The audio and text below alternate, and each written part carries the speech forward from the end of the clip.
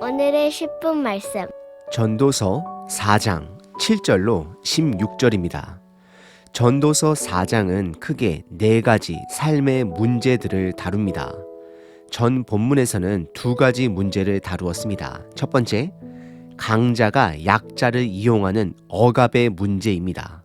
두 번째는 일에 왜곡된 동기들을 다루었습니다. 그리고 오늘 본문은 또 다른 2가지 문제점을 다루게 됩니다.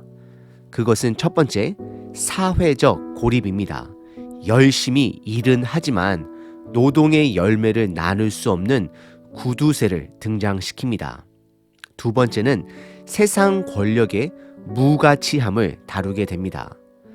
오늘 본문을 통해 나에게는 삶을 나눌 수 있는 믿음의 친구가 있는지, 그리고 아직도 세상 속 사라질 권력을 마음에 품고 살고 있지는 않은지 스스로 점검해 보시길 바랍니다. 첫 번째 부분은 7절서부터 12절까지 사회적 고립입니다. 전도자는 7절에 내가 또다시 해 아래에서 헛된 것을 보았다라고 표현합니다. 4장 안에서 세 번째 문제점을 드러내고 있는 것입니다. 8절의 전도자는 한 인물을 소개합니다. 8절입니다. 어떤 사람은 아들도 없고 형제도 없이 홀로 있으나 그의 모든 수고에는 끝이 없도다. 또 비록 그의 눈은 부요를 족하게 여기지 아니하면서 이르기를 내가 누구를 위하여는 이같이 수고하고 나를 위하여는 행복을 누리지 못하게 하는가 하여도 이것도 헛되어 불행한 노고로다 라고 고백합니다. 8절의 등장인물은 첫 번째, 가족이 없습니다. 두 번째, 그는 일을 멈추질 않습니다. 일은 열심히 하지만 노동의 열매를 함께 나눌 수 없는 구두쇠와 같은 인물이 됨을 말하고 있습니다. 그리고 세 번째는 그는 결국 어떤 삶의 기쁨도 누리지 못한 채 본인의 삶이 헛됨을 고백합니다. 전도자는 의도적으로 1인칭 시점으로 이 부분을 사용합니다. 그 이유는 우리들 주변에 이런 분들이 많이 있기 때문입니다. 동시에 우리들이 그 중에 한 사람일 수 있습니다. 그래서 전도자는 9절서부터 12절에 예를 들어줍니다. 9절에 한 사람보다 2사람이 낫다라고 고백합니다. 왜냐하면 10절에 보시면 하나가 넘어지면 다른 한 사람이 도와줄 수 있기 때문이다 라고 고백합니다. 그리고 이어지는 11절에 2사람이 함께 누우면 한 사람이 누운 곳보다 따뜻하다라고 말을 합니다. 이것은 고대 당시 여행자들을 배경으로 한 것입니다. 고대 장거리 여행자들은 항상 2-3사람 이상 동행자들과 함께 다닙니다. 왜냐하면 여행길 밤중에 잠을 길에서 청할 때에 서로를 도와줄 수 있기 때문입니다. 그래서 12절에 한 격언을 소개합니다. 그것은 한 사람보다 2사람이 낫고 삼겹줄은 쉽게 끊어지지 않는다라고 고백을 합니다. 오늘 본문의 첫 번째 부분은 사회적 고립을 말하고 있습니다. 이것은 삶의 방향에 대한 문제입니다. 여러분들은 삶을 함께 나눌 수 있는 친구가 있으신가요? 저의 개인적인 고백입니다. 나이가 들어감에 따라 친구 사귀는 것이 너무나도 어렵습니다. 하지만 내 자신 스스로가 남들에게 좋은 친구가 되길 먼저 노력해 봅니다. 두 번째 부분은 13절서부터 16절까지 세상 권력의 무가치함을 전도자는 드러냅니다. 그래서 전도자는 2 인물을 13절에서 비교합니다. 첫 번째 인물은 가난하지만 지혜롭고 젊은 자입니다. 하지만 두 번째 비교 대상의 인물은 높은 왕이지만 아둔한 늙은 자입니다. 우리는 이 2 인물 사이에서 3가지 다른 점들을 찾아볼 수 있습니다. 첫 번째는 젊은 자와 늙은 자입니다. 두 번째는 가난한 자와 왕같이 높은 자입니다.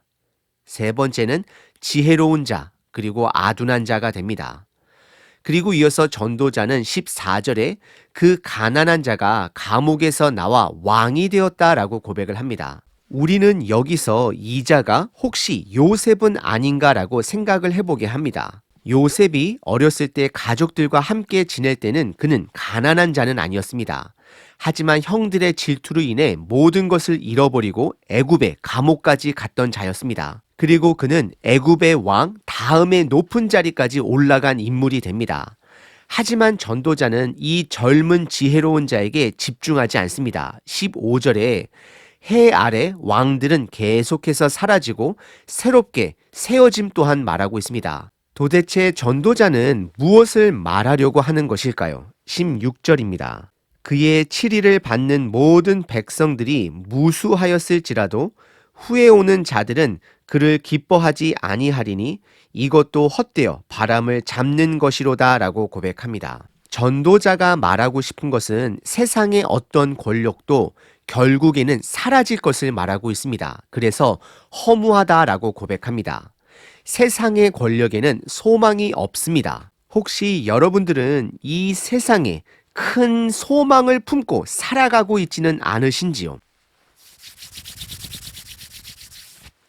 오늘 본문은 전도자가 두 가지 사회 문제점들을 드러냅니다. 첫 번째는 사회적 고립입니다. 성경은 하나님 또한 혼자 일하지 않으심을 말씀합니다. 하나님 아버지는 아들 예수님을 보내주셨습니다. 그리고 예수님은 십자가 위에 우리의 죄값을 대신 치르시고 우리들에게 성령님을 보내주셨습니다. 하나님 아버지, 아들 예수님, 그리고 성령님은 함께 일하십니다. 그리고 아담이 혼자 지내는 것이 좋지 않다 말씀하십니다. 그리고 예수님은 제자들과 함께 하나님의 나라 사역을 하셨습니다. 그리고 교회의 머리가 되셨습니다. 결국 하나님은 우리들이 함께 살아가도록 창조하셨습니다. 하지만 안타깝게도 시대가 가면 갈수록 점점 개인화가 되어 갑니다. 왜냐하면 사람으로부터 어려움을 당하기 때문입니다. 혼자가 편하기 때문입니다. 하지만 성경은 궁극적으로 혼자의 삶은 옳지 않다, 건강하지 않음을 말하고 있습니다. 교회 안에 관계 속에 어려움이 있을 때 우리는 상처라는 단어를 많이 사용합니다. 하지만 전도자는 열심히 일하지만 노동의 열매를 함께 나눌 수 없는 자의 헛된 삶을 드러내고 있습니다. 우리가 가족들과 이웃들과 더불어 살아가기 위해서는 두 가지가 반드시 필요합니다. 첫 번째는 하나님의 은혜를 먼저 맛보셔야 합니다. 내가 받은 은혜가 없이는 다른 사람들을 품을 수 없습니다. 더불어 살아갈 수 없습니다. 반드시 예수님의 넉넉한 은혜, 그분과의 영원한 동행함이 절대적 은혜의 가치가 됨을 깨달으셔야 합니다. 그리고 두 번째는 삶의 방향성입니다. 우리는 이 땅에서 부자가 되는 것이 목적이 아닙니다. 돈을 모으기 위해 존재하는 자들이 아닙니다. 사용하기 위해 존재하는 자들입니다. 나의 물질을 죽은 물질에만 사용할 수도 있고 관계 회복을 위해 사용할 수도 있습니다. 예를 들어 나의 물질을 내가 원하는 곳에만 또는 나만을 위해서 사용하는 것은 결국 죽은 물질입니다. 하지만 내 가족을 위해, 내 이웃을 위해, 사회를 위해 사용하는 물질은 관계를 세워가는 살아있는 물질이 되는 것입니다. 이 시대의 물질은 우리의 마음입니다. 마음이 있으면 물질을 사용합니다. 대부분의 부모가 자녀를 위해 사용하는 물질은 아까워하지 않습니다. 그렇습니다. 우리가 하나님 나라의 마음을 품으면 하나님 나라의 나의 마음을, 물질을 사용하게 됩니다. 그것은 바로 물질로 이웃을 사랑하는 것, 섬기는 것입니다. 그리고 두 번째는 세상 권력에는 소망이 없음을 전도자가 드러냅니다. 전도자는 가난하지만 젊고 지혜로운 자와 왕이지만 우매하고 늙은 자를 비교합니다. 하지만 결국 누가 왕이 되던 그들은 사라지고 사람들은 만족하지 못함을 드러냅니다. 우리가 이 땅에서 최선을 다해 살아가고 그나마 최선의 리더를 세워가지만 결국 전도자는 이 땅의 권력에는 소망이 없음을 헛되도다라고 고백합니다. 그래서 결국 해 위에 하나님 나라의 소망이 해 아래 이 땅을 살아가는 삶에 뒷받침이 되어야 함을, 동기가 되어야 함을 전도자가 간접적으로 말하고 있는 것입니다. 하나님 나라의 소망을 품고 살아가는 자들은 비록 이 땅의 정치에, 권력에 실망할지라도 하나님 나라의 소망을 품은 자로서 생명력 있게 이 땅을 살아갈 수 있기 때문입니다. 오늘 하루도 예수님의 은혜를 깨닫고 이웃에게 좋은 친구가 되는 연습을 하시길 바랍니다. 좋은 친구가 되기 위해서는 즐겁게 나의 물질로 섬기는 것입니다. 내가 손해를 보는 연습을 하셔야 하는 것입니다. 예수님은 저와 여러분들을 위해 생명을 손해 보셨습니다. 하지만 그분의 손해로 우리는 생명을 얻었습니다. 그래서 하나님 나라에 소망이 있는 것입니다. 하나님, 이 땅 살아가는데 다니엘의 세 친구처럼 당신의 나라의 소망을 품는 친구들을 허락해 주시옵소서. 내가 이웃에게 좋은 친구가 되게 하옵소서. 아멘.